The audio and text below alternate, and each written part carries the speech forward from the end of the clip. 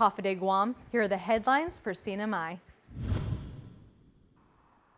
As of today, April 13th, 2020, the Commonwealth Healthcare Corporation has collected 55 specimens for testing of COVID-19 in the CNMI. 48 have been completed and 7 are pending, with a total of 36 tests that have come back negative.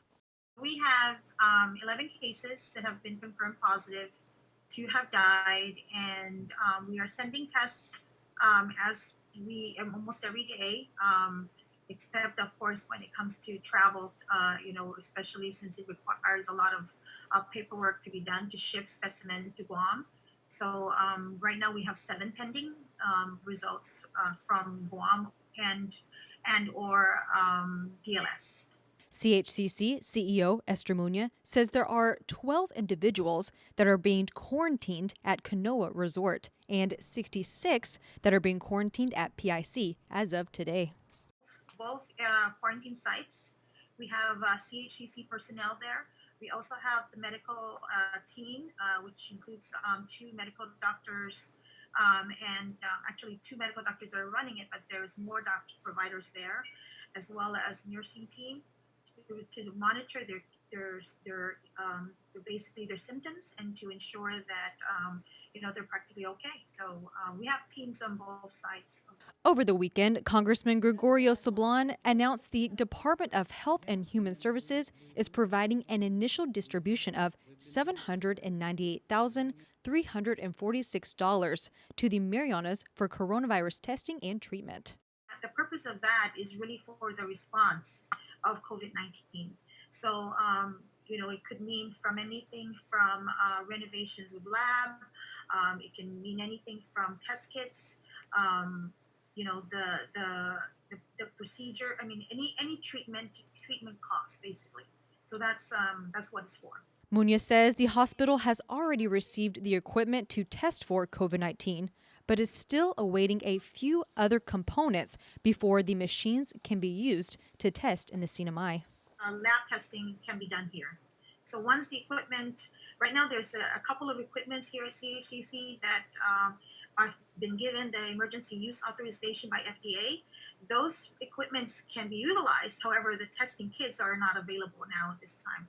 But we're hoping to get, the equipment, more equipment, and more testing kits. I believe the Abbott testing kits is probably the quickest one that's going to arrive here in the CNMI. She says they are hoping to start testing on Saipan within the next week.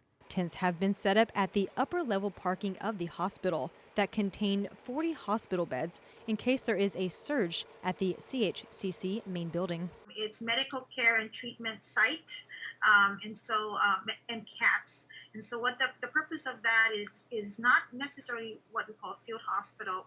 It's really to divert the surge of the current facility right now that we have here at CHCC. And hopefully we don't use it. What we're praying, we don't have to use it, but just in case, we want to be able to make sure that we have the capability and to make sure that we are, when there's a surge, that we actually have the beds available for it. Muñoz is asking anyone that has the symptoms of coughing, fever, and difficulty breathing to visit CHCC to get tested for COVID-19. I was a little bit concerned about, someone messaged me today about the people are not necessarily, I guess people are scared to come to CHCC for the testing. Even though we don't have the capability, we know that we can collect the specimen. Our doctor can actually do the assessment and, medical assessment and determine whether or not a testing is necessary. And this doesn't, I'm hoping that everyone who has symptoms really come forward and not be afraid. I mean, I hear about undocumented people,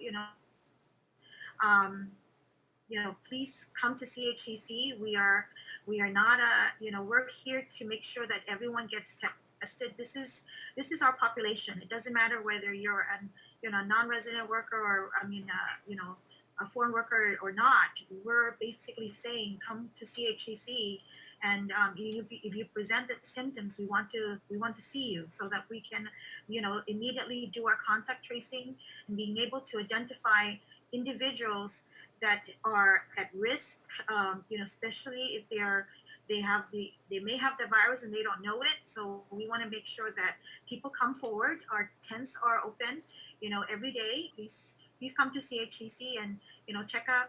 Visit our doctors, our providers that are there to help you out and help you through the process. Reporting for KSPN, I'm Ashley McDowell. For more news, visit saipantv.com. For KSPN2 News, I'm Ashley McDowell.